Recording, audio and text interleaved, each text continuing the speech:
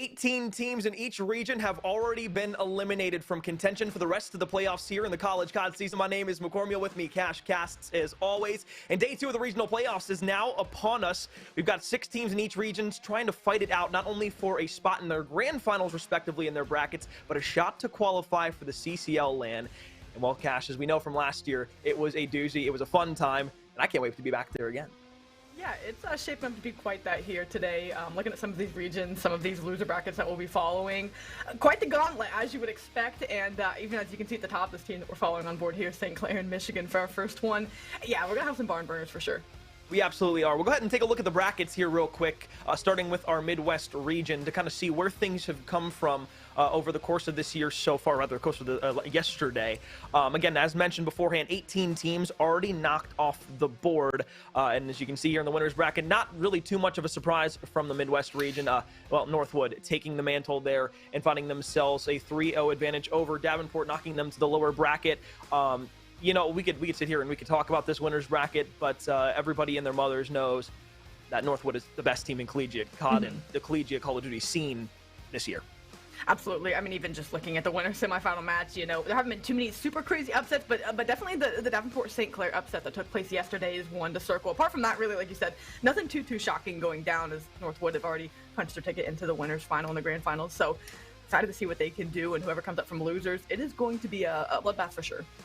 Yeah, it absolutely will be. And again, you know, just as we do take a look at our lower bracket here, more so than anything else, I think the biggest storyline going into today is the St. Clair drop-off, and that's going to be where our conversation kind of carries to when we get into the conversation about St. Clair, Michigan, because this is a team that a lot of people had as a lock throughout the winners bracket, and it's not to say that they dropped to the lower bracket super early, but it was quite shocking that that loss to Davenport was to such a high degree of an 0-3 that now we have to start questioning the St. Clair roster, saying, are the Saints that good? Are they the team that we thought they were going to be halfway through the year? Because there was a point in time, Cash, you know, I both said it, you know, this was a team that kind of was the fry squad. Like, if you wanted to beat them, you had to keep up with them in slaying, and now things have kind of gone awry.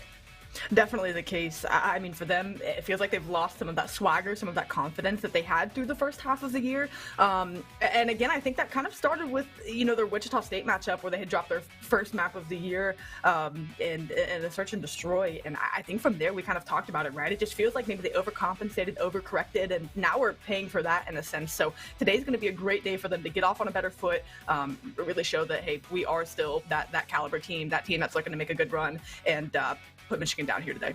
Yeah, 100%. I mean, obviously more teams there to kind of take note of as well in the losers bracket of the Midwest. But we'll take a look at the winners bracket here for our Southeast region. This is where things get interesting. The bulk of our matchups that happened yesterday were from the Southeast region, and for good reason. The UNA Dragons taking the cake, and not a lot of people thought there was going to be much change in that. But things get interesting when we look at the lower bracket and how things have kind of tailored its way through that, because we have a few teams that are fighting their way through that either came from Div 2 or, you know, had themselves kind of a miracle run. And, well, the team that comes to the top of mine, obviously, there is Florida Gulf Coast University. Yeah, definitely the case. Looking at this lower side, there's also James Madison, which is kind of the match that I believe we'll be doing like a picture-in-picture and following along with the St. Clair, Michigan series as well. But definitely an exciting one to watch. And of course, Newberry and High Point also going to be an interesting one. Either way, waiting for you at the end of that tunnel is going to be Mars Hill. So yeah. Again, so much for these teams to play for here, and at no point does it get easier. Yeah, no, it doesn't. And, you know, looking at a few notable teams that did get knocked off the board already here inside the lower bracket, LSU being the 21st ranked team overall. A lot of high expectations out of the Louisiana State roster coming into this year. And, you know, at least they have some solid building blocks to go on, because that roster, you know, at the top end, there are a few players on that team that could be taking their step out of collegiate COD, but for the most part, that's a younger roster that has a lot of upside and a lot of potential. So it'll be interesting to see what they come through and do next year.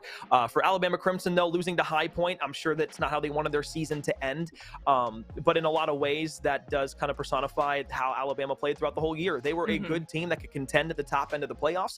It's just fortunate because they had to play High Point, who have also been extremely good this year. So that's kind of where we sit now. We can start really diving into our St. Clair and Michigan Esports roster matchup that we'll have here for our first match. And Cash, in this best of 5, you know, before things started out, we said St. Clair probably should win this and they should clear Michigan pretty easily.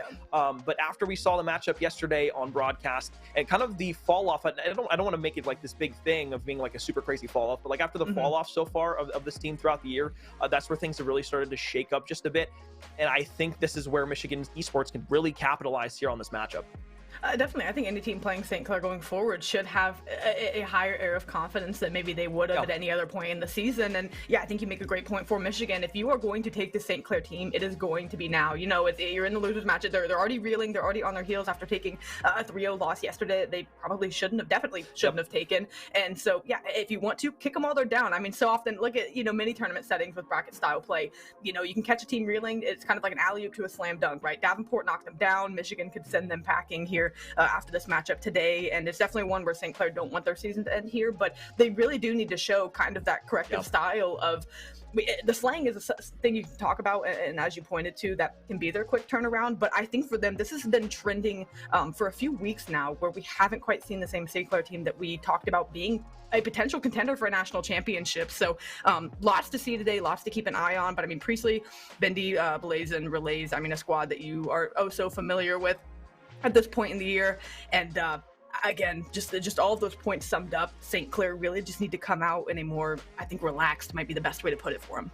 Well, the thing that I, kind of have in the back of my mind with this roster is, Blaze being a freshman this year, joining this team, being really good. This is a team that, has played together throughout the majority of the year, but also had a lot of practice with each other last year as well. For Blaze specifically, I think that yesterday was a display of some of his worst moments in the lowlights of his season so far, because he looked like he was playing a little too rushed. There were situations he was putting himself in negative contexts where, he was running out by himself or just getting a little bit over aggressive in a lot of ways. So him being the sub duo with Relays, they need to be on the same page here about what they're going to start doing moving forward throughout this series, and kind of get some sort of common collectiveness over themselves to really kind of keep up with Memory, who's been the SMG on Michigan, who's played really, really good. And that also pairs with Merck too, which we'll kind of talk about here in a moment. But again, Blaze is the one I'm really kind of hoping can have himself a turnaround, because that'll be an instantaneous slaying remedy for the St. Clair's roster. But on the flip side, though, we'll talk about this Michigan roster as well. We saw them on stream against SIUE yesterday. It was a 1-3 loss. They took the hard points, looked really stout. Control and the search and destroy is where things kind of took a fall off. But again, talking about Memory specifically, being a senior on this roster, a lot of, I don't want to say older guys on this roster, but a lot of people with a true amount of seniority at this school. Some of these guys might just be in their final hurrah on the CCL, and what better way to go out than at least trying to fight a little bit deeper into the playoffs.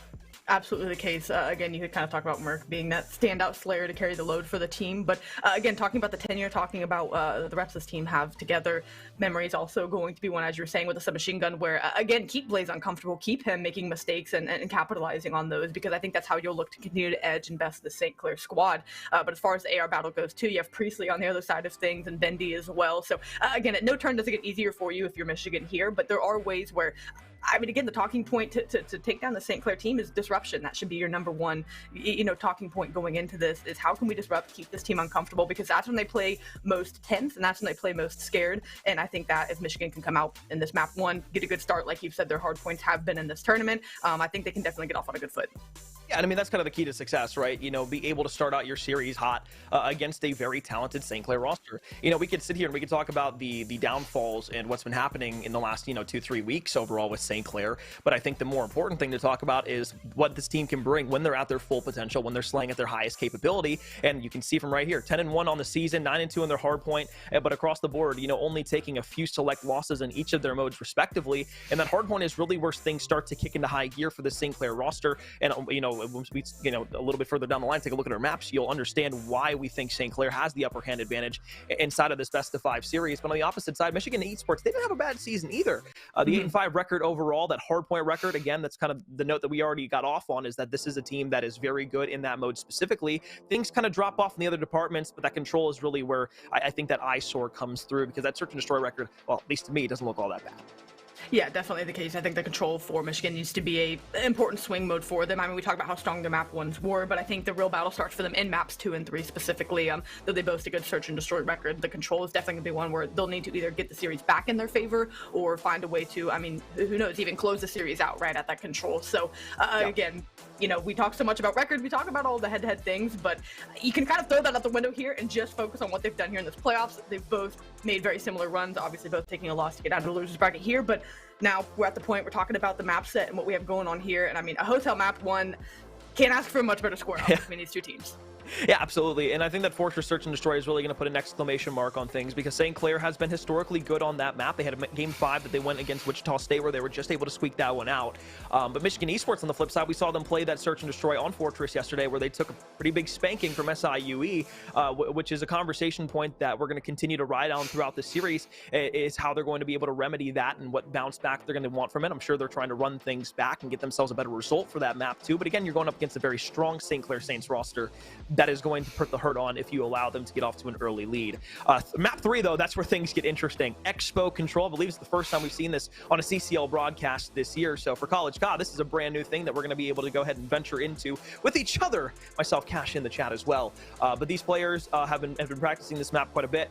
I don't think I've seen either of these two teams play on Expo just yet, so it'll be kind of a breath of fresh air and almost a learning tool, if you will, that I think might be able to favor Michigan a little bit. You know, their control has been bad, but hey, a change of scenery, a change of pace on a map that's a little bit more unfamiliar to your adversaries, that's where you can really start kicking things into high gear, and that's where a map 3 could really start to spell trouble for SEC.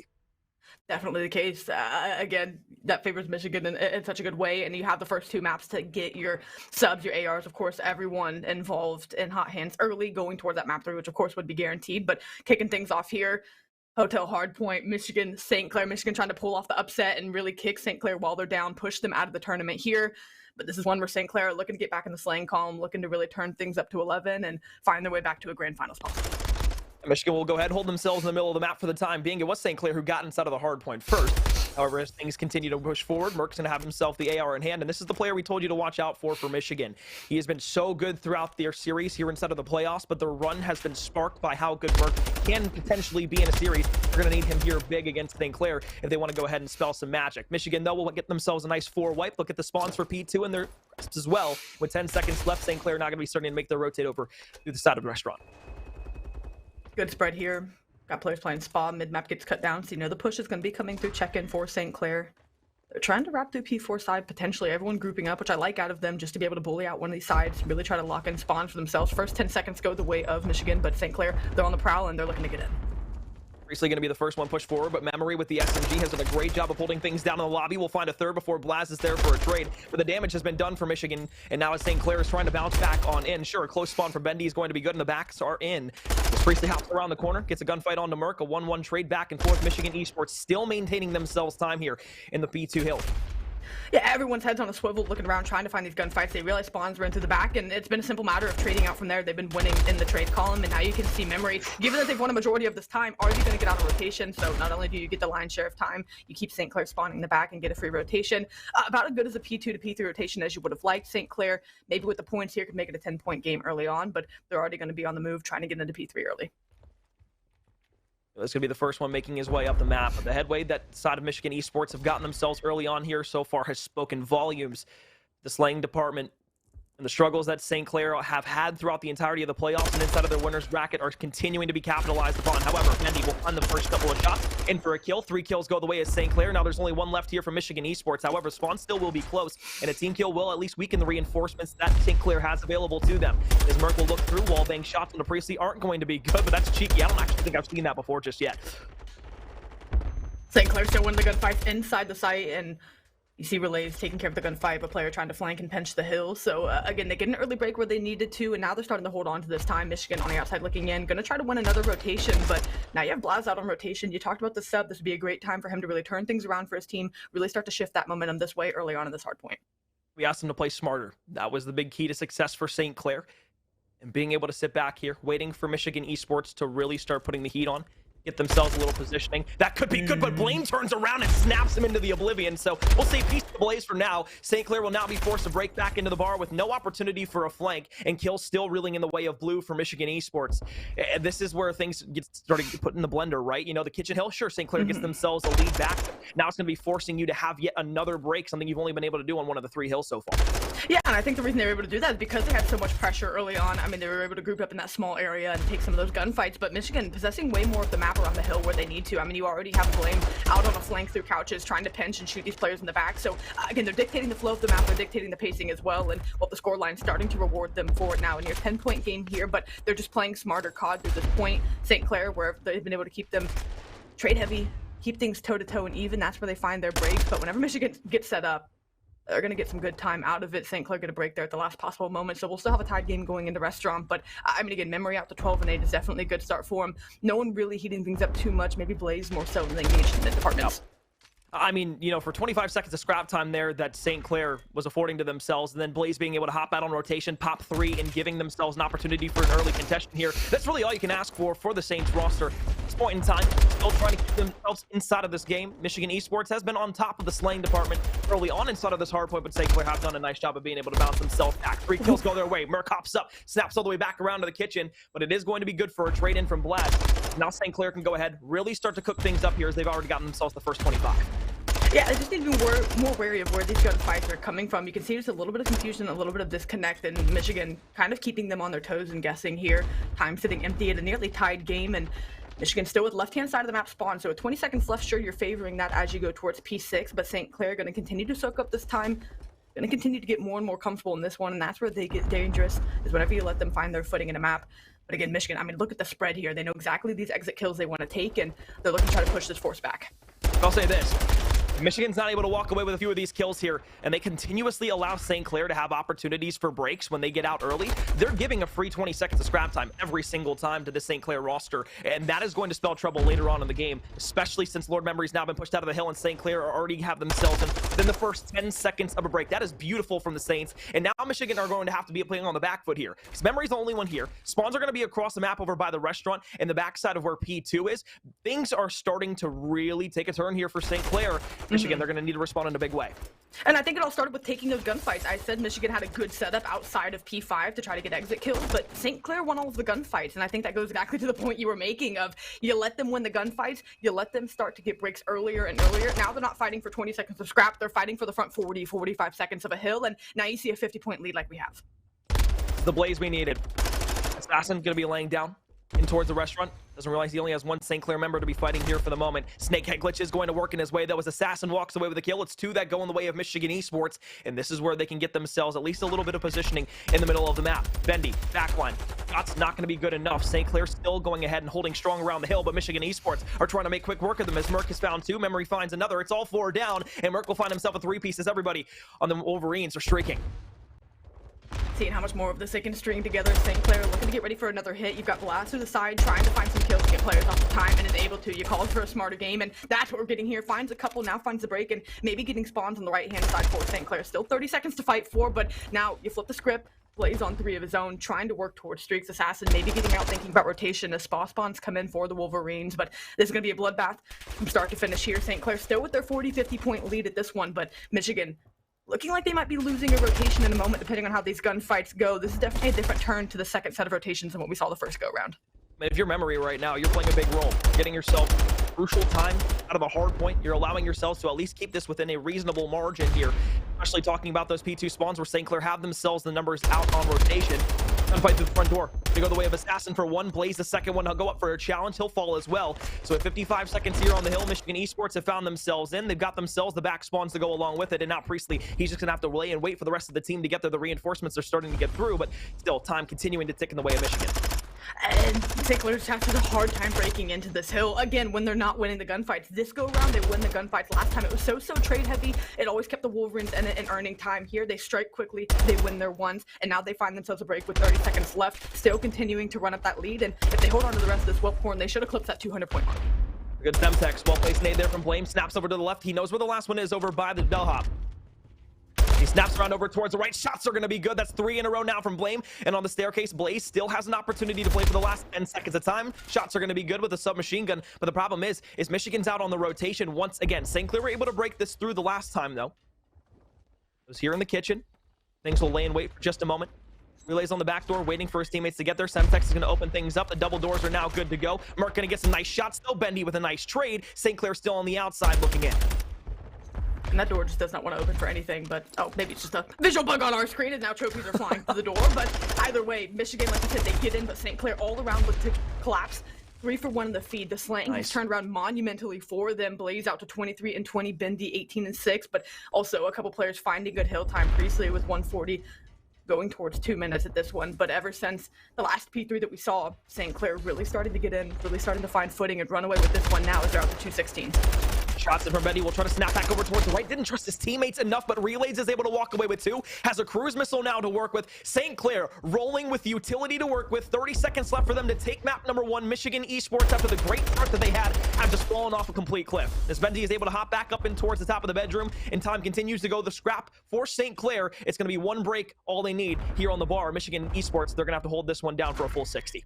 And they're so turtled up and grouped up. Where they were finding success was when they were spread, but again, I think they're losing that trust in their ability to win those gunfights. So you see them playing in more proximity for trades, which isn't necessarily a bad play, but again, they want to try to walk away with more of these gunfights. When they're playing these island positions like this, it gives them the opportunity to not be traded quite as easily. That allows St. Clair a soft spot and an opening, and that's where they look to pounce. Right side corner, Assassin was the last one to be cut down. Merc going to be here as well. St. Clair haven't gotten themselves in the hill just yet, but Michigan Esports have the reinforcements. They have the numbers here to fight back inside of the bar hill. 30 seconds of time here left for Michigan Esports. It is still not over yet. St. Clair are able to get in with a few kills, but the problem is they still have not found themselves significant hill time. 16 seconds left for St. Clair. Tons of time, and the break is finally in, but Assassin with the 2-piece. And the attack in hand is going to keep things locked out for a moment. 15 seconds to scrap will go the way of Michigan Esports, but one more break from Blaz might be on the cards. A 2v1 for time early on. Merc, you called him as the slaying hero for this team.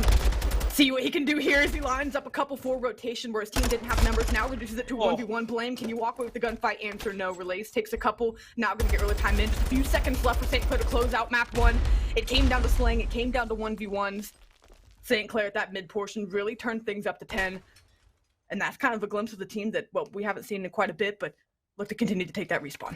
Yeah, I mean, you know, you thought for a second there, right? Merc, that 2-piece might have been able to at least secure some time there. The rotation could have been theirs, but the problem is Relays wins the 1v1 on the hill at the end, gets himself a double to counteract what Michigan had for themselves. And well, once you allow them to get inside of the hole, you allow them to coop up inside of the hard point, things take a turn for the best for St. Clair. And well, Michigan, now you're going to be down 0-1 after your best mode. And we said hard points were going to be the scary thing here for Michigan if they drop them going into an S&D and control where you haven't been all that good inside of the playoffs. And well, St. Clair beat you at your best mode, and now things are going to get really interesting. We start talking about that Fortress Search and Destroy. Absolutely. So again, St. Clair really got going in the mid portion and didn't look back. And Michigan, they were playing with good map control, but they just lost those gunfights that they were taking at the beginning, and that does make it hard because it forces you to have to play a more condensed setup around a hill. It forces you to have to be in positions to be traded better when you start losing those gunfights. So it's good recognition out of them to be able to, you know, understand that, like, hey, let's close the setup up. Let's really get close to where we can trade each other out. And you said that P4, they still had the opportunity to, but again, it came down to 1v1s on rotation. It's scary because you had shaped it up at the beginning, right? St. Clair, if you keep letting them walk away with 20 seconds at a time, but you know, soon enough they're going to catch fire and catch footing. They finally do, and St. Clair starts winning those rotations at the end, and yeah, that's really what pulled things away for them. Yeah, I mean, Modern Warfare 2 has been a game where, you know, you can send, you know, 1 or 2 players back onto the scrap side while also being able to get yourselves out early on a rotation and then being able to collapse back in, because you know when that first break is going to be there. It's going to be all 4 of the forces, but if you can at least kind of discombobulate them a bit and force a couple of players to move around where they're in this position where they might not want to be, especially when they're trying to take those gunfights from the front and then forced to have to kind of react to the gunfights that are also coming from behind, that's when things can really start to get a little bit more difficult. And that's what St. Clair did perfectly. You know, you saw on the ends of P2, especially over rotation to kitchen, where they were just so good at being able to break in. They were walking away with the scrap time every single time, and that's just little things that Michigan's going to need to be able to fix going forward. Problem is, you know, we won't see another hard point until map 4 potentially, and that also requires Michigan to be able to take a map in either game 2 or game 3. So it's been a fun one so far, but just going back throughout the map, I think the common theme that we can just kind of take away from this and the storyline that we're going to build going forward is that St. Clair, at least for now, have gotten a bit of their swagger back. it can maybe continue to float throughout the rest of the series, especially going into this map too. Definitely so. Need to be able to hang on to it. Search and Destroy was kind of where they hit their first hitch of the season. Here they can really cement themselves in this series with a 2-0 lead. It is going to be a Fortress as well, which we've seen them on before, and it's been some closer matchups at times. But one where, again, even on a maybe tighter map like Fortress, we still see Bendy with that sniper trying to watch A crosses, different things like that. He can be oh so effective with the sniper rifle in hands. And I mean, again, a solid team performance, right? You see Priestley and sure, Bendy have slower slaying performances, but again, they make that up in the OBJ department, and Relays and Blaze also doing their thing. Just a well-rounded team effort out of St. Clair. I mean, again, we've shaped it up as, oh, they've taken a fall off, or oh, this, that, and the other. They're still a great team. Let's not take that away. We have just seen maybe more glimpses of hitches and falters out of them that are uncharacteristic, so it's important to note that they're going to have to come with their A game. And I mean, in map 1, yeah, they opened up with their A game, and that's what you would expect out of the squad. I mean, whenever a top team falters, you know, you're going to be very quick on the reaction to saying, oh, what happened with this team? What are they doing? Like, how are they not continuing to be, you know, the talk of the town like we've built them up to be all year long? And to a degree, that works. But again, you know, they're still going to be the same roster that they were beforehand, just, you know, in a different light at times. But I think I want to kind of shift the conversation to Priestley, because although he had a quiet 13-17 that game and wasn't really there overall when it came to the slaying department, being the main AR for this team and being able to find yourself inside of the hill for you know, the most on your team and getting the most total objective time, I think that goes and just adds another dynamic to what St. Clair are able to do, because, you know, a lot of the times you'll see your SMGs obviously taking the mantle when it comes to the lot of the objective time. It's usually spread out along the team, but especially for Priestley, who has been a staple slayer for St. Clair this whole year, and really just loves to control the map. The fact that he's relinquishing a little bit of that power and allowing the subs to go nut crazy all over across the map, that's what really has turned St. Clair, I think, into a different beast this year, because they have the ability to play with two different levels on their team, but they want to allow the ARs to really dominate or have those SMGs take a better role. Absolutely so. And for St. Clair, again, it's just such another level of, you know, dynamic gameplay that they're able to offer. Here we're going to get some highlights. JMU and Florida Gulf Coast, and I mean, have a look at this one. At the tail end, I mean, this is the last 60 seconds of their map 1, and I can already tell that this is quite the barn burner finish. Yeah, I mean, for Florida Gulf Coast, I mean, right now, you know, getting themselves inside of the hill, sure, 20 seconds, but this is a matchup that we had kind of highlighted here as our looking match, because James Madison, Florida Gulf Coast, they've been at the top of the mantle all year long, but you know what? Screw it, we'll just cast the rest of this. Poker around the corner. Kurt's going to be the first one up for a challenge. Still back over towards the next set of rotations by P1. Florida Gulf Coast University are set up. They've got two different players there, and as James Madison are looking to get back on over towards the hill, Justin's going to be out instead of Art trying to get himself a bit of early time. Kurtchi around the corner with the AR in hand will hop himself in towards the hill, but James Madison are going to be quick here on a push. Prays in, T-Web there as well. 2 kills, not make it 3 go the way of James Madison. And they are just a few seconds from closing as well. A couple more gunfights. I don't even know that Florida Gulf Coast can get in. 5 seconds in closing. Everyone's got to push them in. It's not going to happen. Florida Gulf Coast not going to be able to get there in time. James Madison, 250 to 243 to end off map 1 inside of that best of 5 series. I think this is a best of 5 that a lot of people had pinned as one of the more favorable matchups throughout the entirety of the day. So Southeast continuing to kind of tee up in the way that we thought it would. But it's an interesting stat line there out of James Madison. Although they walk away with a win, just abysmal performances from Kelp and Poker. And I guess Cash, that also kind of goes to what we were saying about this team. It's like Bray and T-Web are always going to tee up, but Kelp being able to put him in the best positions to find success around the map has been what JMU have focused on this whole year. They've done a great job allowing him to just soak up objective time, but Poker being that second AR supplemental to T-Web, I think that his struggles recently have definitely been something that we need to kind of keep a watch out for. But at least right now, when you're winning, you're happy. So a 1-0 lead for James Madison for that matchup against Florida Gulf Coast. Definitely so. I mean, it's also good. I like seeing more than, you know, one or so play. I mean, you look for at the 217 hill time for Wheels, right? I like seeing a lot of players be able to get in the hill, because if your OBJ player can't get in the hill, yeah, that definitely makes it hard for you to try to get any kind of points on the board if no one else is able to jump in. But again, we'll give JMU the 1-0 series advantage in that one, as we'll keep having looks in at it. But map 2 here, St. Clair, Michigan. St. Clair to a 1-0 series advantage, but Michigan finding all the kills, opening up here with bomb down A, now a 3v1. Yeah. And this is just so unfortunate, too, because now you leave Relays last alive in a 1v3, and he really just has nothing he can do. But with 30 seconds, being the adversary here and everybody just playing in their backside spawn. This much is pretty just set and done. So maybe Stun over the top is going to weaken up Assassin, force maybe a bit of a weaker gunfight for Relays to try and grab a pity kill. But for the most part, Michigan Esports, they do a great job of being able to win those initial gunfights. First blood goes their way and they get the bomb down, and that's pretty much all she wrote. Not only getting the first blood, but finding kills in your way is definitely something Michigan need to focus on here in the search and destroy, because St. Clair is a squad where they're never quite out of it, right? That first round goes about as well as it could for an offense. Not only do you find a lot of kills in sequence, but you get OBJ down, and really, like you said, really just left in this position where not much information, not much he can even do. So again, as fundamental as it is to search and destroy, first bloods are just so critical for either of these teams to try to win the line share of. And on the same token, if you're winning the first blood, you can't be throwing away those man advantage situations. But both of these teams with an ability to clutch up, with an ability to turn something unfavorable into a round win at times. So excited to see who has a bit more ice here in this map too, to either draw up the series or really cement themselves as maybe being able to take this 1-3. Two players from St. Clair are going to go into their back line, trying to force the issue towards the A site. Two players in Art getting a bit aggressive here from St. Clair. But again, that's both of those SMGs really starting to make themselves known. Blame going to get some information over on this A site. Nade going to be cooked, well placed potentially here.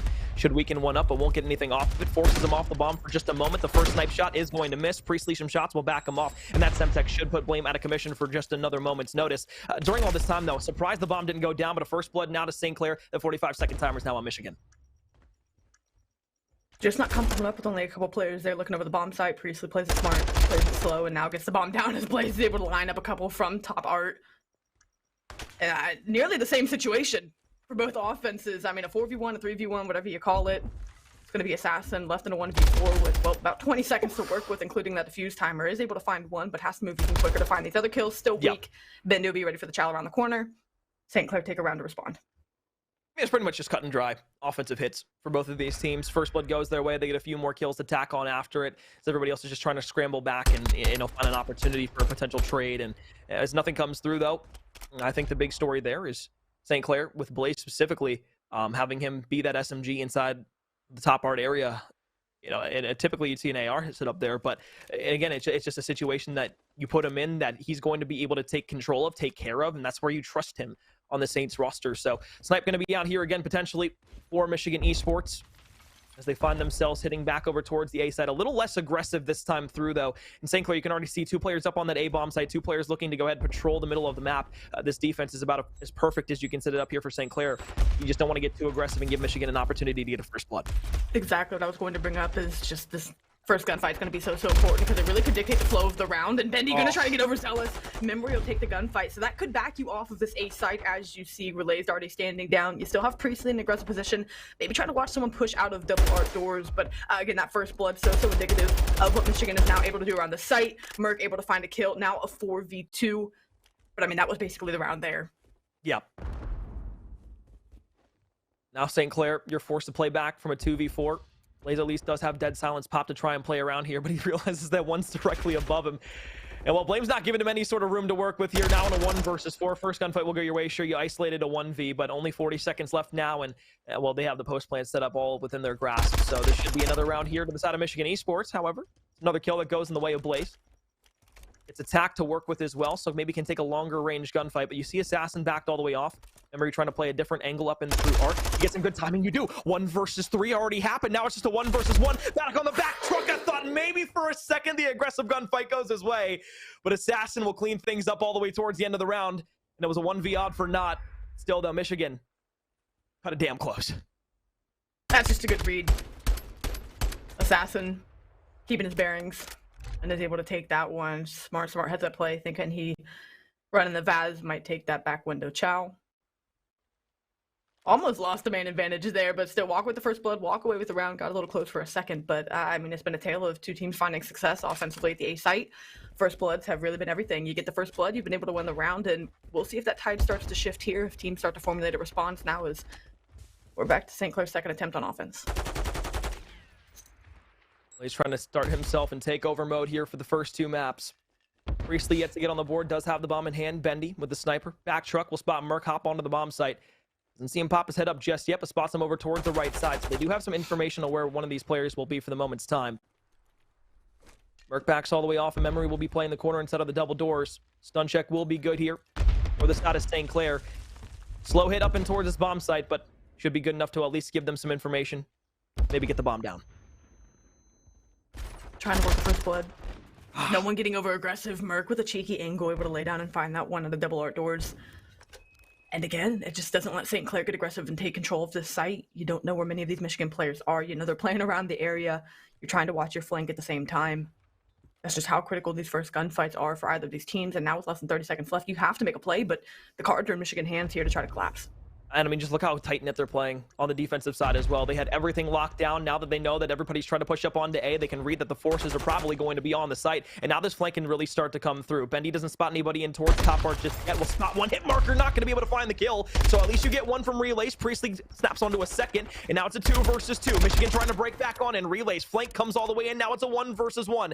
This time, Blame trying to be the clutch man for Michigan. Spotted down below inside of Art. Shots from Relays are good, and St. Clair went around that they probably shouldn't have. The defense played passive enough, but it wasn't good enough to get themselves around. 2-2 we go. Split tied here in the S&D. And you're just caught with your knife out. If you're out with your Vaz, you know Blame's going to take that gunfight. Has to duck. Has to switch guns, and that lets Relays get eyes on him. Able to win that round there after taking first blood. So for the first time, right, you get the first blood. You don't walk away with a round win. St. Clair things up 2-2. Priestley also able to get on the board, but Relays on a 3 spree going into this round. See if he can be set up for some success. Michigan offensively, no B-looks just yet. This team's very much leaning towards this A side, but St. Clair now with a more confident map spread here, maybe going to try to do something different. See the bomb pushed up in towards Art for the moment. Blaze looking for anybody that might get a bit overzealous. Challenge out the window. Bendy gonna get a nice nade all the way into the back. Car explodes. Merc taken off the board. The top slayer here for Michigan. Cut off in this 5th round of S&D. 30 seconds have ticked off the round now. Bomb starting to make its way up and towards the right side of the map. Relays, though, got himself out with a stun across. Backs memory all the way off. Michigan realized they are trapped. You've got Bendy with a sniper on the cross. 2 players stacked up maps, and you still have Blaze who could just turn around cannon and snap to a couple of these players. Memory maybe gets eyes here for a second, is able to take the gunfight. Blaze trades it out. Still a 3v2 man advantage, but Bomb's trying to work into this B site. Relays just smart on it. Now bomb down. Assassin not only have to retrieve it, but you have to try to find these gunfights. And yeah, you've only got 30 seconds to work with also. I mean, that was just so smart from Relays. Instead of taking the challenge up and from the top, where he did have the height advantage, he went all the way back around through the double doors, but up through the top. And was able to take a much more advantageous gunfight for himself. Now leaves things to Assassin in a 1 versus 3 with only 20 seconds left here on the round. Bendy, sniper out, good shots in, dead silence invested here. He'll try to get in towards the top, but with 10 seconds left, I mean, you just have to sprint forward and hope for the best here. Priestley gonna back all the way off. Relays on the staircase, gets good shots, and everybody from St. Clair put themselves in an advantageous position to give themselves the lead for the first time here in the Search and Destroy. We went back and forth between the first 4 rounds, but St. Clair's finally wanted to break the mold to get themselves back-to-back offense and defense. Heads up play. Good reads, and it starts with their setup. They get some more spread. They get more eyes on things, and win their gunfights from there. Michigan, you want to stop them from really getting the ball rolling. You don't want to let them get another round, get some 2-round separation here in the Search and Destroy, especially as we work towards the later portions of this map. Back on the defensive try, we'll see if they get a bit more aggressive. That's where they were finding success, is finding those first bloods, and you can already see a couple players out already at Stage and Gallows, trying to find these kills with Marcus in this aggressive spot. Relays doesn't just have his cruise missile yet. One more kill, we'll give it to him. In the back line, though, Priestley makes quick work of Merc, takes the head off. And once again, that's 2 straight rounds where Michigan have had Merc get aggressive. Unfortunately, not get rewarded for it. He's been blooded twice now. And as St. Clair get this bomb down on this A site, it's up to Michigan to once again break. Now you have players trying to work through the back, maybe try to hit a flank, but St. Clair making the good reads for it. You're able to take a gunfight, so now that gives you art control. You've got to isolate a couple more of these 1v1s, and the Blaze is trying to get out in hot. Memory gets the better timing and is able to snap for the kill. So now you can pinch map this site. You've got the other players pinned in the back. Priestley, you got to win this gunfight. Assassin's going to challenge both of them weak, both of them snaking the life out of that box, and you still have another gunfight to take, but that clock only working against Michigan. And again, that was just wasting time in the back line. Bendy now left alive in a 1v2. They're going to be able to sprint all the way back over to the bomb site and get that defuse for themselves. But the thing is, you know, although Priestley was just kind of getting stuck there on the back line and just trying to, you know, pop up, take a couple shots, snake back down, pop up, take a couple shots, he was just trying to waste time because they knew that they had the 3v2 coming for them. And you know, although the kills might go your way, that's just another round where, you know, St. Clair have an advantage. Michigan takes advantage of them, though, and they're able to flip the script back in their favor, and they take a round win. So this has been a very back and forth search and destroy. But a few things that we feel have been a clinical staple of either St. Clair or Michigan throughout this year. It seems like even though they have a man advantage, they just either get a little too aggressive or make the wrong split-second decision. Definitely so. And that's what COD comes down to. Who's going to play the more mistake-free Call of Duty? Both teams punishing each other for it. And at this level, that's what you would expect. Now you can see a bit slower on the defensive approach and offensive for both Michigan and St. Clair alike. Bomb still and art, the same thing it was for Michigan the last go-around. Having that mobility to move depending on where this first blood could come in. But for St. Clair, a similar map spread to what they had. Blaze still playing below these double windows.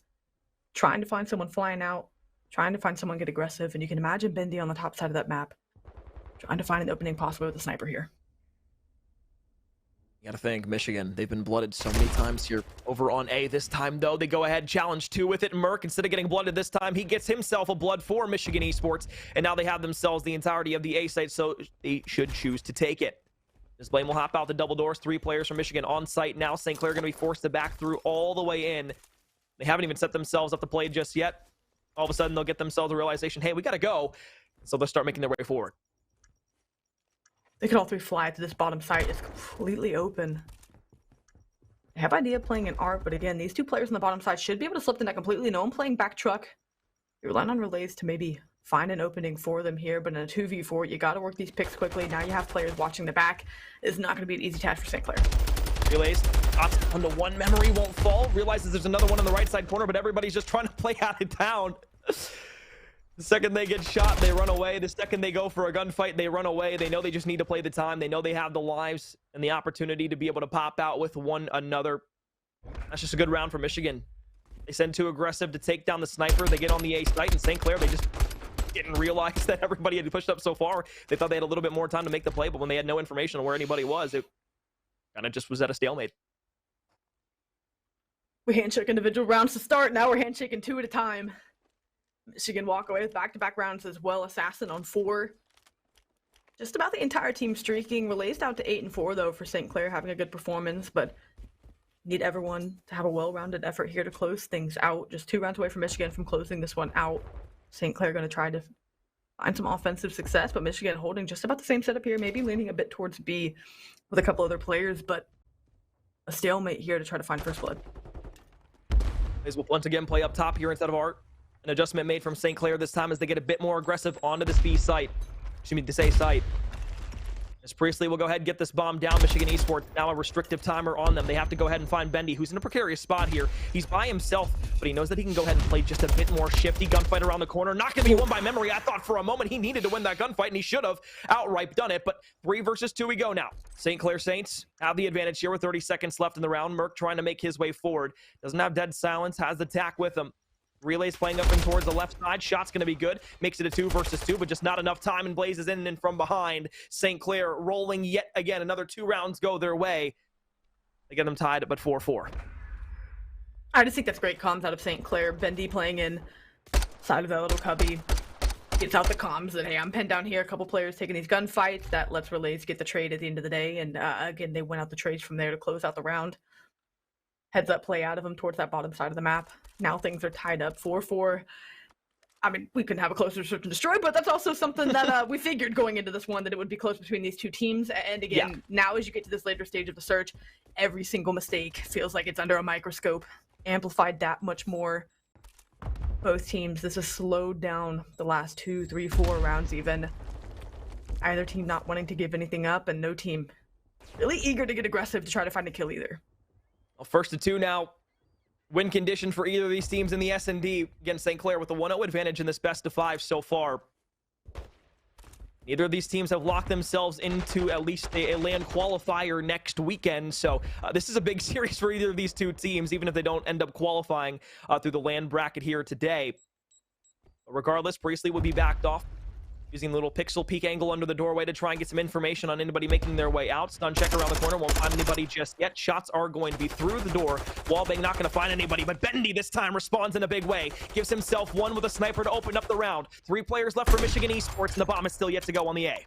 The first bloods at this A side have been so critical to influencing the round because not only is Michigan bleeding clock, they get picked. That backs them off the site. They have to try to retake, but you know, Bendy's around the corner with the sniper. You're at least able to take him down. That should be the all clear for the bomb to go down. St. Clair now can get a little aggressive and try to find these exit kills as this bomb gets planted. They have a lot of numbers here. They have a lot of information over on the site, and Relays will be able to hop out around the corner, but Blaze is traded out immediately. Memory gets a good kill for Michigan. At least there's a response here. Now as Relays is up in towards the top of Art, St. Clair can try to work themselves another pick here, but they only have 25 seconds to do so. Really, it's about 10 if they want to make some work of the round. Priestley on the backside staircase. Jump challenge around the corner. Assassin going to be spotted out. Shots good enough for the Basnev. Now it's a 1 versus 1. Doesn't hop out of the doorway. Playing up inside of top Art, and Priestley is going to try to make a wraparound back through the middle of the map. Doesn't spot anybody just yet. Door challenge going to be heard here. Memory can just lay in wait and do exactly what he needs to play the time in the round. Memory clutches up here for the side of Michigan in the round. St. Clair once again was able to walk away with the first blood. Michigan's able to go ahead and take themselves another round and put themselves at match point. Such heads-up plays. Get the bomb, get out of dodge. And again, make St. Clair go hunting. Aren't able to find the kills, make it close, but no dice for him here. 1 round away from tying things up, like you said. Going into a map 3, which we had talked about potentially favoring them. You talked about the change of scenery. Just 1 round needed to close out and head that way. St. Clair now need 2 straight in order to take this one. Relays having a good search and destroy performance here. Nothing bad from his teammates, but again, just not able to make the plays they need to when they need them most. And well, when push comes to shove, now it's time to make a stand. I mean, everybody on Michigan just playing a solid game all around. You know, pretty much everybody at 7 kills, and if you're blamed, you're just 1 under. There's really nobody to blame here. Everybody just kind of on the same page, and I mean, that's just steppable. At the end of the day, that's exactly what you need out of a team. Nade not going to find anything, but the stun check will at least find 1. On the B bomb is going to be Priestley for now. He won't be able to get this down. 55 seconds left in the round. Merc trying to work for a first blood here. Wisely backs all the way off. Relays is going to be there, and Blaine will be the first one to fall here for Michigan as another one falls. Now a third here in the round for St. Clair, and as Merc is trying to go ahead and find himself in a 1 versus 3, he gets traded immediately. St. Clair, 5-5 we go. Round 11 in game 2. Played it slow around the A site, and once those gunfights started falling, they fall like dominoes. Able to take them off, close out the round. Everyone from Michigan was grouped up, basically an open and closed, and I was wondering if Blaze was going to fly out of single window and shoot a couple players in the back because they were also focused on that A site either way. They get the job done at the end of the day. They forced the round 11. Priestley on a tear now to close things out. Even if you can find a kill, here maybe a first blood that allows you to call in a cruise. Yeah.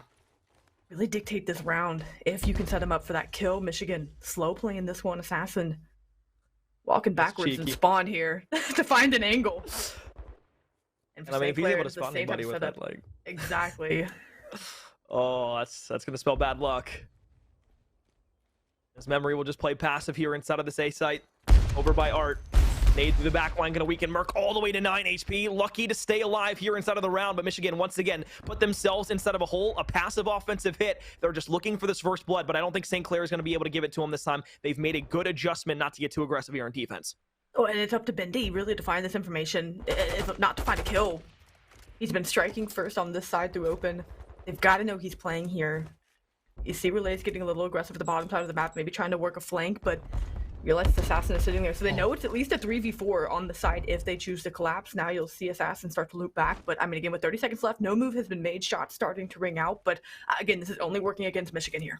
I mean, that Semtex didn't find Blaze in the corner, so if Blaze wants to pop out with his teammate, things might be able to go ahead, get good for them. But it's Blaine and Merc who are able to find the first 2 kills. St. Clair trying to jump challenge out onto site at the same time. They weren't able to find anything for it. Now as Bendy falls in the middle of the map, it's Relays left alive, 1 versus 4. Blaze was almost able to pull it off earlier, but the isolated gunfight's at least able to find 1. Michigan have themselves still 27 seconds left here. Relays just no time to work with, has no information on where these last few players are going to be coming through, and his memory's not spotted out.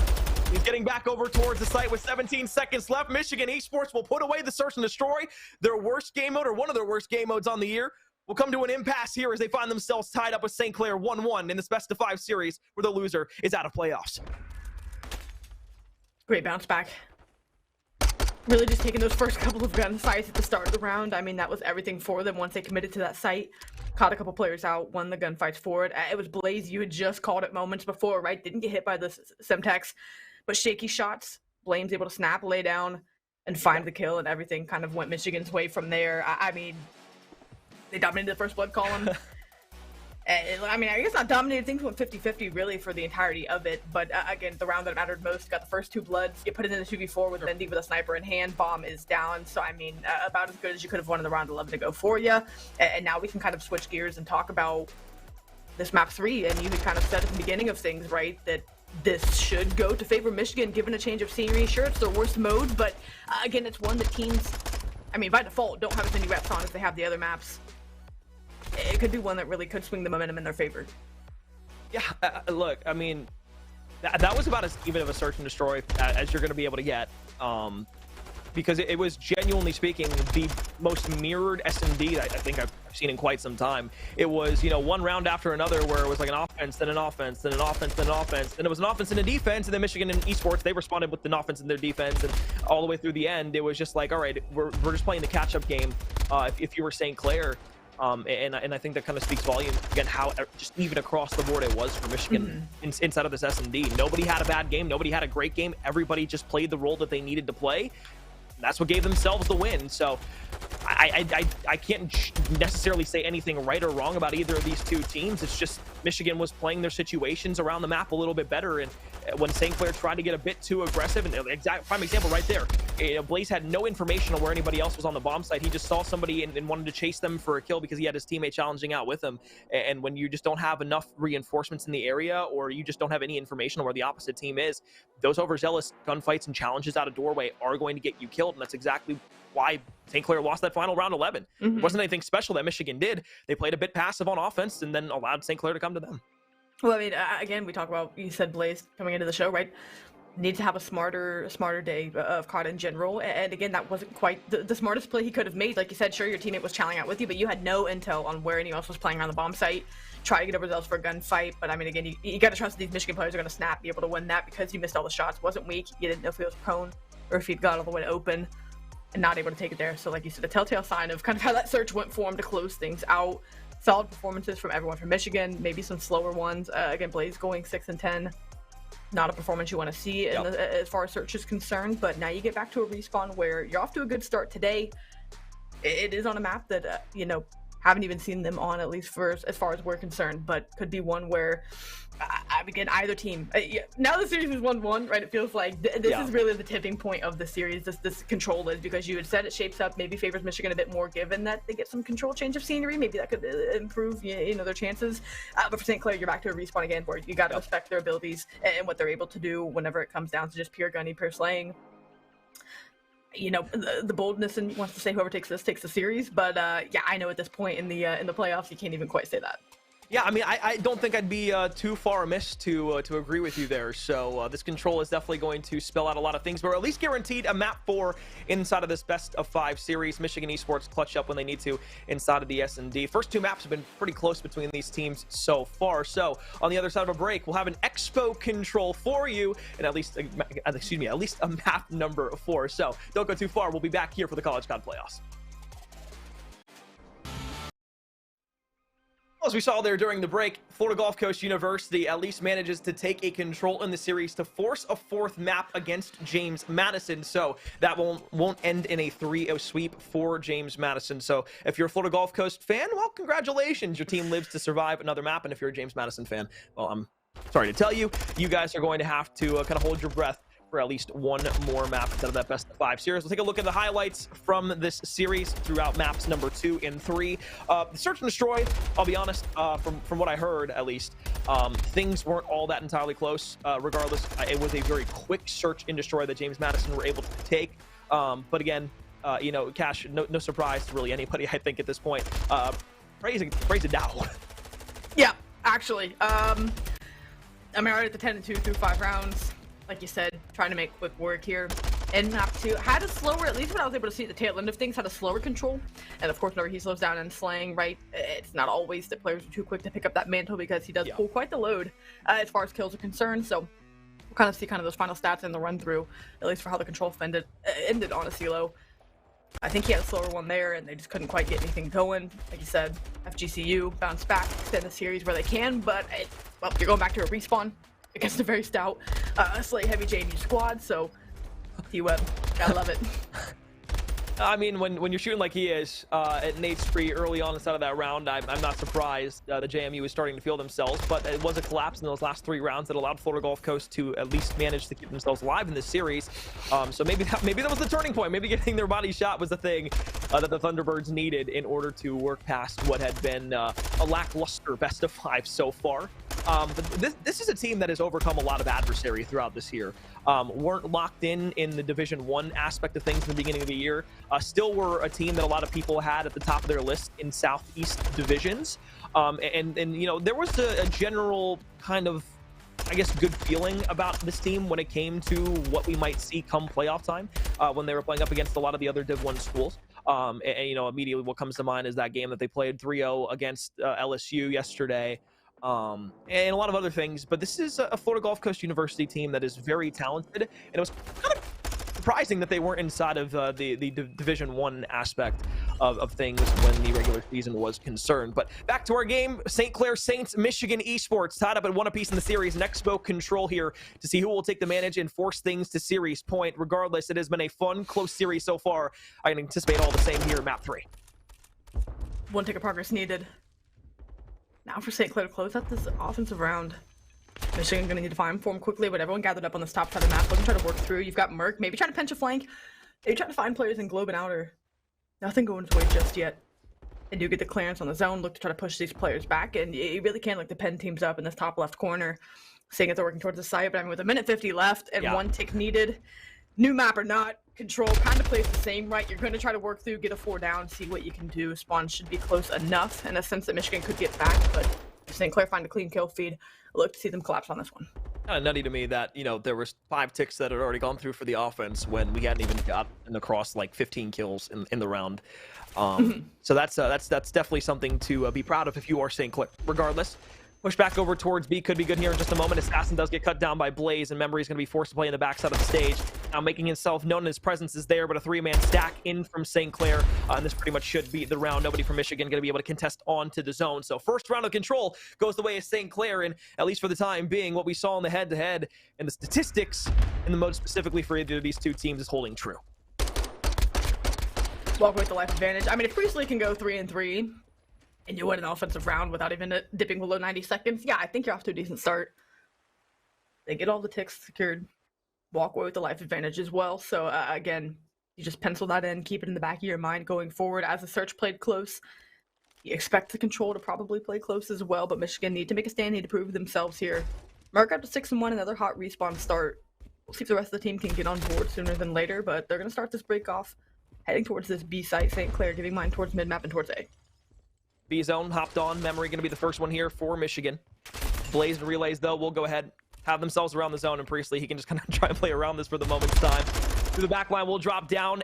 Attack in hand doesn't matter up against the Vaznev at close range. St. Clair's 6 kills go their way. Finally broken in is Merc, but the muddled kill feed doesn't really hold much of a damper on St. Clair for right now. They have themselves a 5 life advantage early on inside of the round here, and Michigan just cannot get themselves anywhere on this map. No, Bendy was holding bus and really trying to pen these players here. I don't really hate the play that he's moving out of here because Blaze is going to take over at top bus, so you're hoping he can find some of these kills off spawn and continue to back them up. Blaze now blocking spawns, keeping them in this top portion of the map, and St. Clair shooting fish out of a barrel essentially in this data room. Blaze does damage, isn't able to find one, but everyone grouped up here. The stack does come in, so St. Clair may be looking to give this one up. They're going to try to hold this bottom side of the map clean for the next, well, minute 45. 4 life disadvantage for Michigan now, so they're going to try to work their way through the back. That's so tough. You think you have at least 1 kill there on Blame. He's able to get down with the rest of his teammates. The Assassin picks the kill in a good trade, and well, now Michigan at least are finding themselves a bit of movement around the map.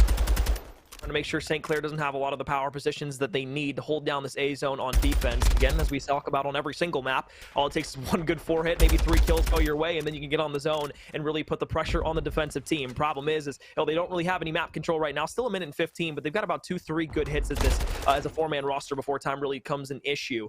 With 6 lives separating these teams and St. Clair having the advantage, they've got all the power positions in the world that they can want around this A site. Michigan's going to need to win some gunfights, plain and simple, to find an opening, and that's just not quite going their way. Maybe Blame team takes one around Diner, tries to snap and get Priestley, but isn't able to.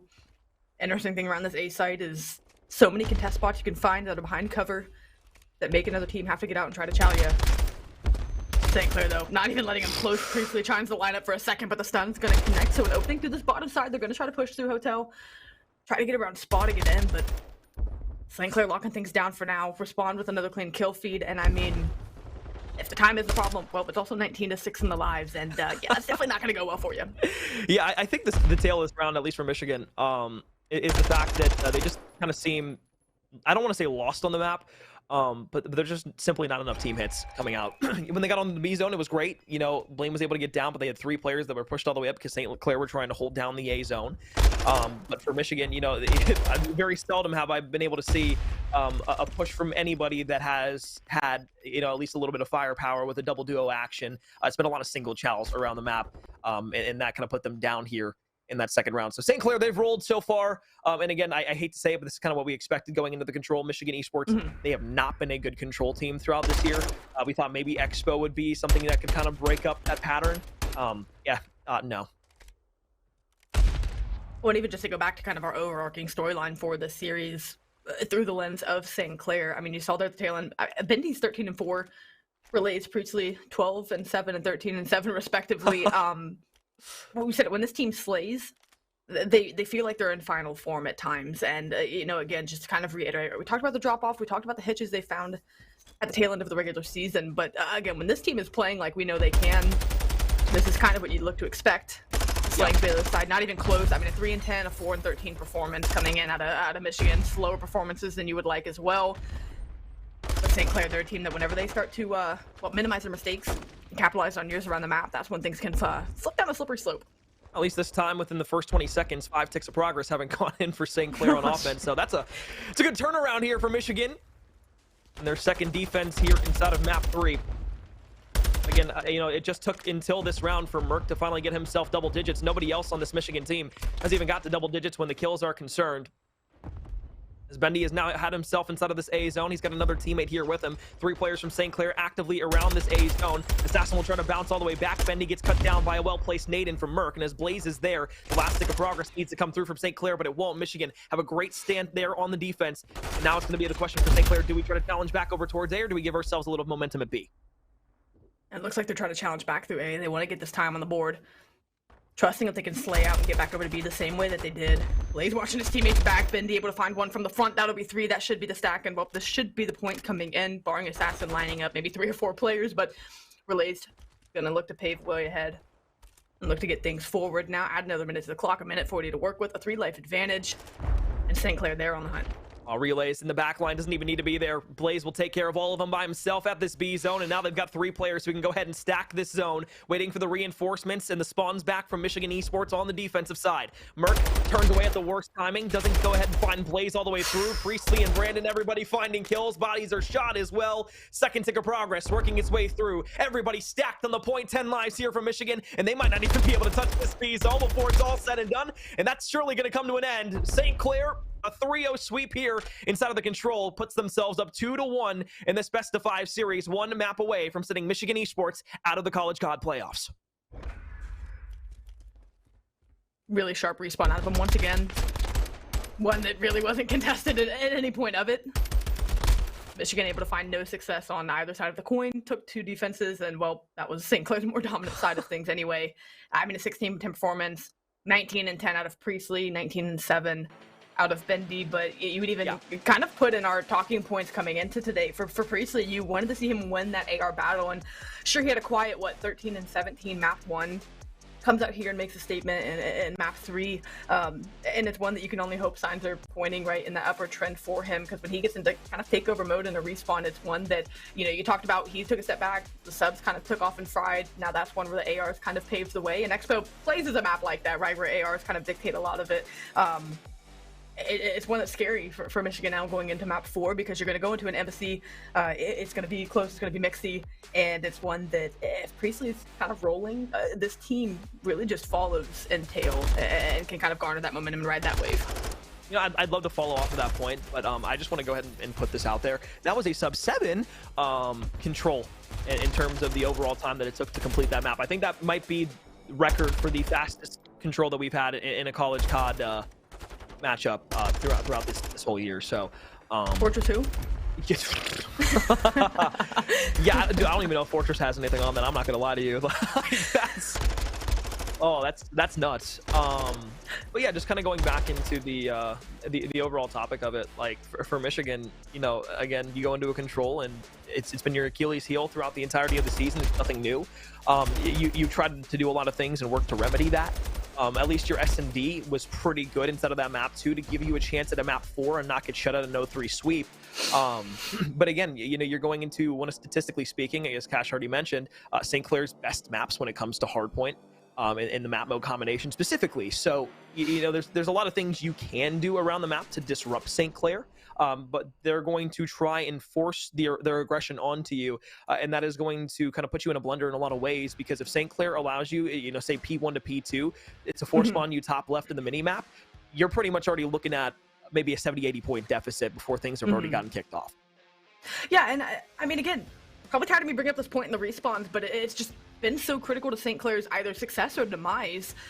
Michigan off to a great start in map 1. Why? Because they played not only with good map spread, but when you play with good map spread, you trust that you can win your 1v1s by the map. They were doing that very well through the first set of rotations. St. Clair start to get some steam, get some momentum going. The second set of rotations, they start winning those gunfights, forces Michigan to turtle up in their setups. And because of that, they play more tradable, but that allows St. Clair to collapse, win their ones, and end up breaking into setups a bit more easily. They don't have a lot to go through in turn, and that's exactly how the control played. Now that St. Clair is winning gunfights, I cannot overstate how important that is for them finding success in these respawns. We'll jump back into the matchup between St. Clair and Michigan after the conclusion of this hard point between Florida Gulf Coast University and James Madison. Again, this is another match inside of the Southeast where one of these two teams, after the series is over, will be knocked out of contention for the College COD playoffs and not have a chance to qualify for LAN upcoming in just a few months' time. James Madison, though, T-Web, shots not going to be good there. Minute and 2 for T-Web inside of the hard point here inside of this Hydro map. Dude, I could not think of the map there for the moment. But, you know, Cash, we've had the pleasure of watching James Madison a lot throughout this year. We've gotten to enjoy their company, whether it's interviews from Prey at the end of matches or, you know, going forward and being able to just see this team in full action. This is a map of hardpoint where, for whatever reason, even if it's against some of the best teams in collegiate COD, they do a wonderful job of being able to take full control of and find themselves large advantages over their opponent. It just feels like it's T-Web and Prey's playground. I mean, you look at the kills and you can say that, but T-Web also having 60 seconds of fill time on top of a, +7 performance in the slaying column. It's just, again, Prey and T-Web could not look more comfortable. This is where we, you know, had heard that this is the first map we had seen them on as far as collegiate matches are concerned, and we had heard about T-Web, we'd heard about Prey, and then you saw, I even remember the first time we had seen this JMU team play the square up and what T-Web was able to do. He's doing the same thing here, really just to kind of drive home your point, right? They look so comfortable on this map, not sure what it is. I mean, you know, given that they dictate the pace of the map and can control the killing column, yeah, that may be something that might give this map a bit of advantage towards them, but it's just something where teams have not been able to find an answer for what they're able to do here. So you're at least able to push off the Hydro to a map 4 if you're for the Gulf Coast.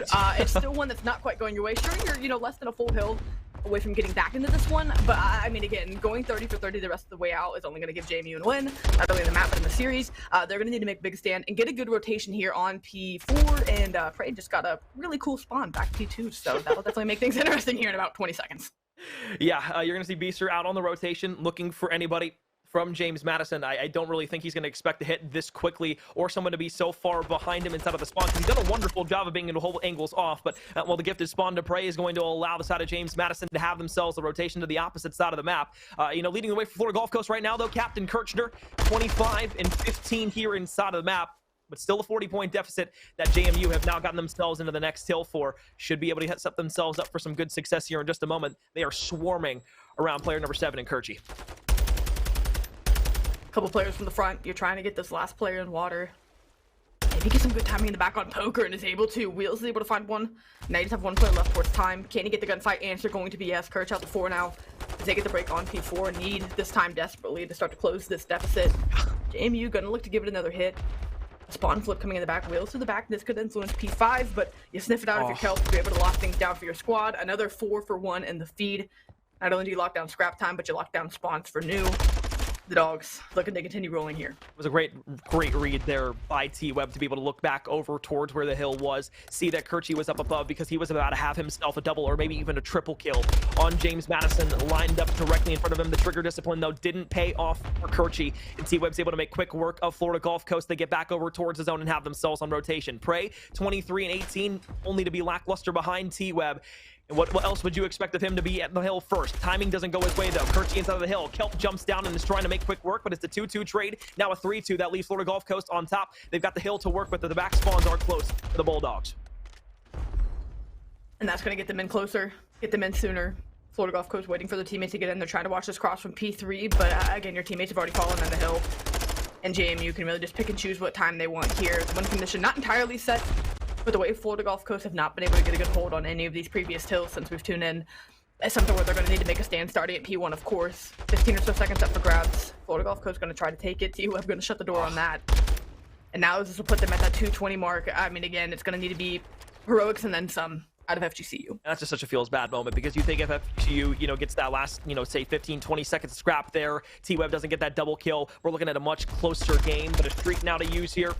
4 wheels as he's gotten himself to another streak to use on the opposite side, and we're going to need to start seeing this utility investment here from Florida Gulf Coast University very soon because time is running out. Make any sort of use of that be impactful on this hard point. Prey going to be the first one up for a challenge. Kerchi inside of the hill. Wheels gets knocked off the head glitch with his AR from Poker on the opposite side of the map, and now his Beaster goes ahead and holds things throughout the middle. Poker gets himself a double and is starting to light up the kill feed. He's on 3 in a row. They can still close this one out here. One more contest, one more kill, should be able to push it to a new hill, and Amy still holding on. Florida from this point on now have to force a P2 rotation, but Poker through the back, playing in water, unless they sniff out this kill. If he gets any kind of impactful moments here, that allows this line to push forward, allows them to get an early break. Wheels connects with a nade, but the setup has to be strong for Florida Gulf Coast because they're going to be 10 seconds from taking it if they're JMU. And at P1, if you're Florida Gulf Coast, you're like, okay, we need to get on the rotation. We need to go ahead and lock down a lion's share of time on this hill, but they only left one player to play for the scrap time, and JMU got themselves a free 20 seconds. So now they put themselves within 9 seconds of being able to take this series. Florida Gulf Coast University, though, still have a fighting chance inside of this hard point. Gunfights need to go their way, though, preliminarily, and its T-Web shots are good over the top. In from Justin. Beaster cleans up Kelp around the map and at least gives them a 3 versus 4 advantage, but now it's all tied up as the JMU start to push their way forward yet again. Captain Kirch, 35 kills, not game high, but leads the team by a long shot, and as Justin finds a kill there, Prey is looking to make his slaying prowess known with the SMG up and close and towards the hill, but Wheel shuts him down. Pinstripe kill feed leaves FGCU in control of the hill.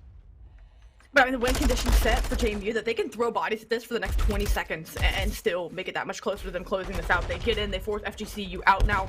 And again, Florida Gulf Coast, not only do you have to win this, not get them scrapped, you have to win rotation. Beaster makes a huge clean save there at the end. He doesn't win that gunfight. Game ends there, but Kelp is still going to be close, and the time has run out. Florida Gulf Coast, Justin has to push forward. He has to contest in the hill. He won't be able to touch in time, and James Madison will knock Florida Gulf Coast University out of contention from LAN, out of contention in the College COD playoffs with a 3-1 victory, and they will keep themselves in their season alive with a fighting chance to still play on LAN. I've heard heroic numbers at 37 and 24. Not quite enough for the squad. I mean, they just couldn't win rotations at that. Sure, they get the P2 rotation, but you had already said the damage was done. They gave up 20 seconds to P1 to let James Madison be at, 10 seconds from winning it? Yep. Just mistakes out of them. You've got a lot of decisions to make in a split-second moment, and unfortunately, they don't quite go your way. But now we'll hop on board here. Map 4 Embassy. St. Clair can close things out here. This one, when they're slaying, can really be their playground. Michigan looking to make a stand, try to force a map 5 that they took map 2 in a round 11 fashion.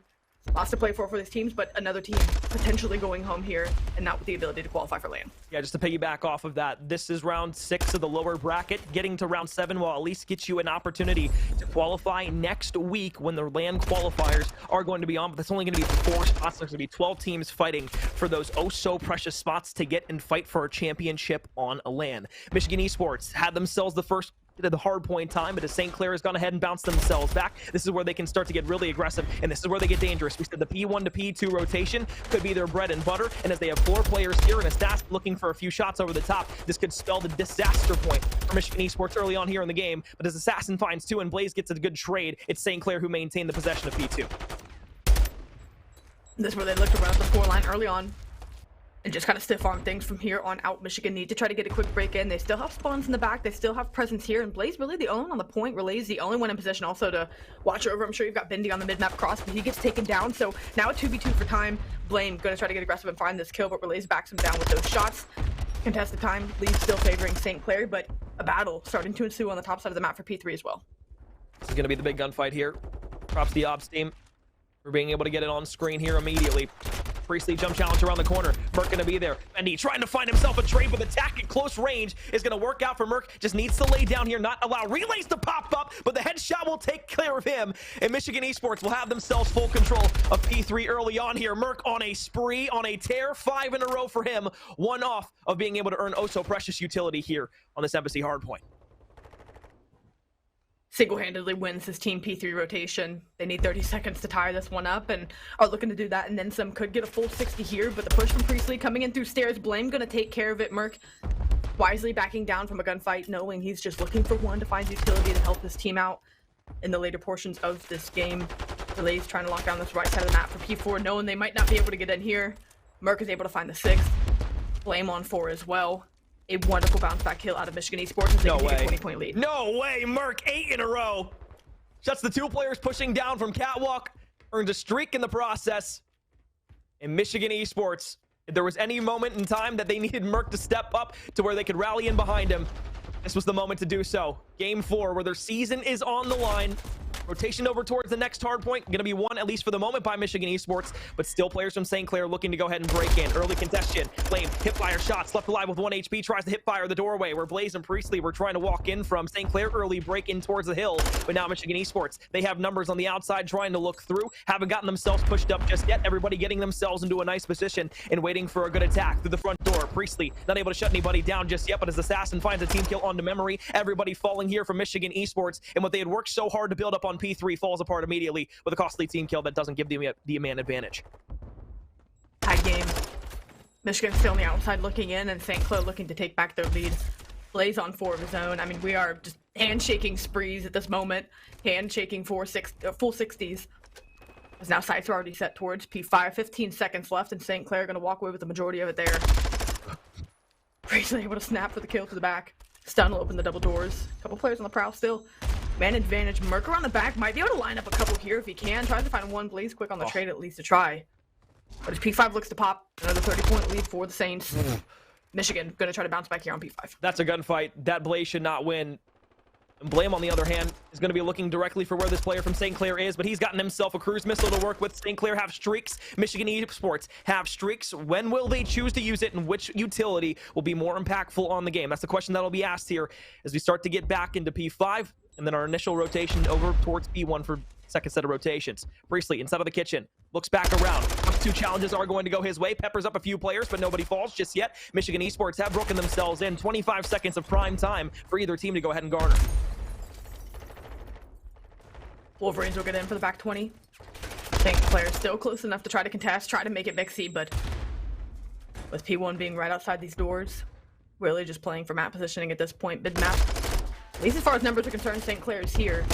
Michigan trying to get out and get positioning, maybe in top paper, maybe in bottom bathroom. Gunfights ensue, 20-point lead going into the second set of rotations. You talk about it, you set it up once again, the P1 to P2 transition. That's where St. Clair were able to blow things open. And sure, Michigan were able to spawn on P3, but you let something like that happen again, St. Clair might not look back this time around. First 15 seconds of the hill sitting vacated. Nobody wants to touch in just yet. Everybody trying to get themselves positioning around the map. St. Clair have done a wonderful job of getting themselves the more powerful position here for P1. However, it is going to be a south side rotation that they'll need to get to P2. But for right now, Michigan Esports, they're having to do the dirty work around the map to try and get themselves a break. And the time is continuing to bleed. St. Clair pushing themselves forward. Blaze will hop out, backs off, turns around, and is able to find one. You get 2 there, and everybody starts to lose their mind. But at least for the time being, Michigan Esports did a nice job of playing a slow hit as a team, making sure they can get St. Clair out of the hill, but Priestley shuts everything they just worked for down as he gets 3 of his own. And now it's going to run it out to a near 50-point lead. You're through the back as well. Blaze winning gunfight. Spawn should come in for St. Clair. Michigan working through this bottom side to try to get a break once again. And I mean, fortunate for you, at least you have 3 guns looking at the 1 player on time for P2. So you should be able to take one of those gunfights, you would think, and that's what they do. Now holding from the front. No spawns in the back just yet. Interested to see what Blaze does on the flank. But it's going to be a pinch on the hill here for him. Michigan, can you handle this plateful? I feel bad here too, because 15 seconds of time here for Blame in terms of total objective on the map. All that time he's gotten right now just came from that P2 hold that he had himself in, and only 10 seconds for Merc on the opposite side of things. So the slaying is good for Merc. Slaying is great, actually, when it's considered for the rest of the team. But things need to turn around very quickly when it comes into terms of sharing the objective time between everybody and making sure everybody's getting a fair share of the pie. That's what you're going to need in order to be able to beat a St. Clair team on this Embassy map. Bendy on the catwalk has good shots. This is where Michigan Esports really had themselves a good solid set of time the last time through. St. Clair weren't able to break this hill. We're going to need another full 60 almost here for Michigan if this one is going to stay close all the way to the end. Not only do you need a full 60, but you need any amount of P4 time as well. So, I mean, again, the work cut out for you. Unfortunately, you line up for 2. Michigan happy with those gunfights that they're able to take. They're going to try to bounce back here on a P3 where we found nothing but success the last go around, and St. Clair not going to roll over quite as easy on this one. They're going to try to contest this one hotly to the end. They do not want to let the Wolverines close this gap.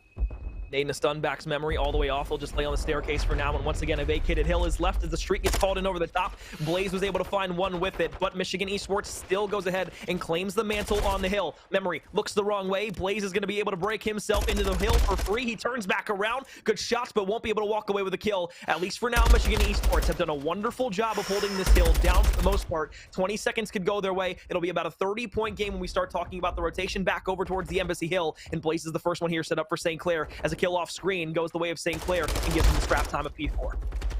That'll let them get over 200 points. Another 50-point lead. And St. Clair already across the map, already contesting for P4 with bodies inside. So for the Wolverines, this is the time. Your season on the line. You need to make a big stand here. You need an early break to walk away with time because St. Clair could close this one out here. Blaze looks over towards the left, has his teammates now with the reinforcements in. Assassin through the front door will be able to walk away with one. A well-placed nade from Blame also takes one off the board, but Priestley, who's on 4 in a row, has the SMG in hand now. Will turn all the way back around. Memory, see you later, partner! Priestley trying to shut things down here. St. Clair inside of the hill. They get still one off of this hard point, but a contestation will at least force another rotation to the opposite side of the map. Michigan, they have to sprint in if they want to keep their season alive.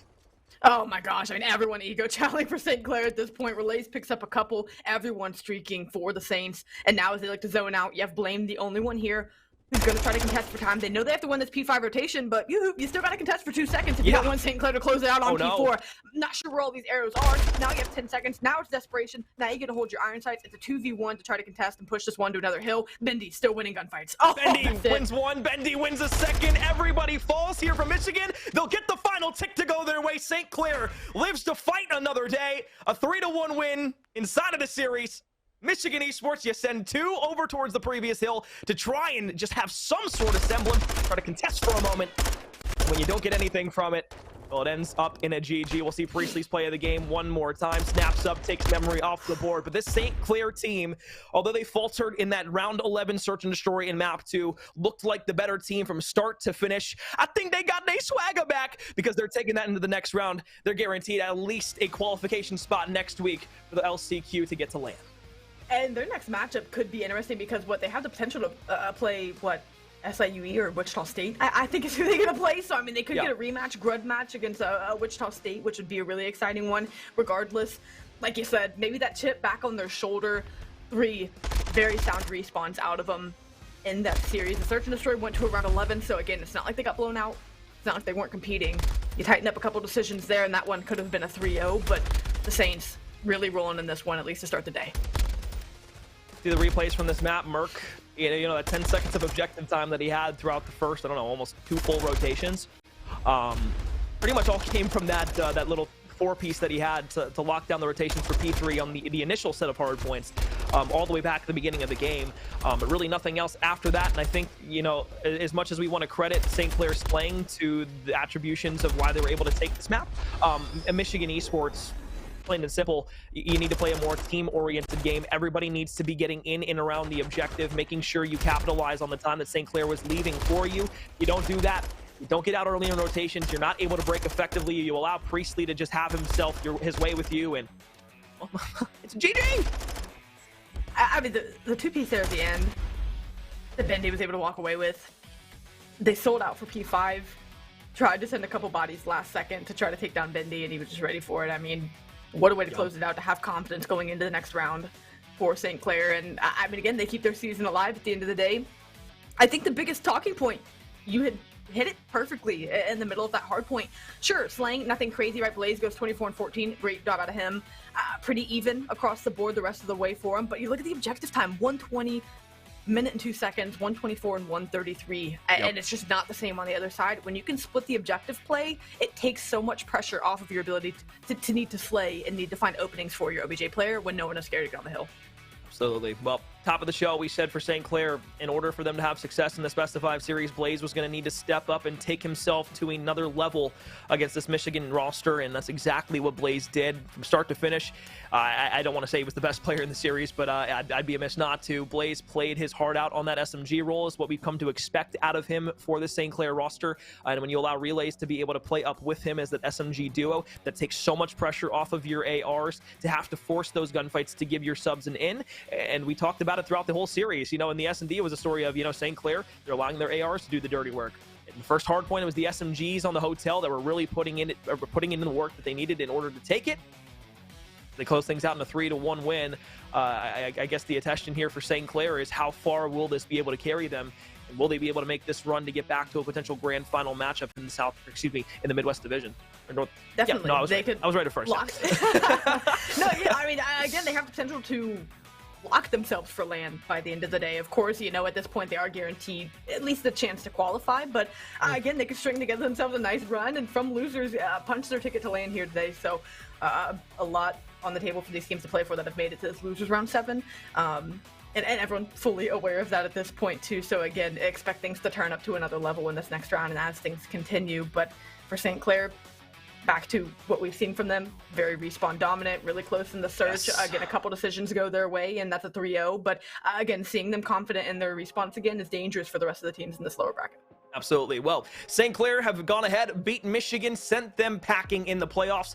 They'll have a first-class ticket up against SIUE Esports in the round of 7, so that'll be to get to the lower finals against the loser of Davenport and Northwood, which I believe is Davenport at this point. So yeah, that'll be where things are headed for St. Clair and SIUE going forward. We'll take a break. When we come back, tons more college COD playoff action, so don't go too far. We'll be back after a short break.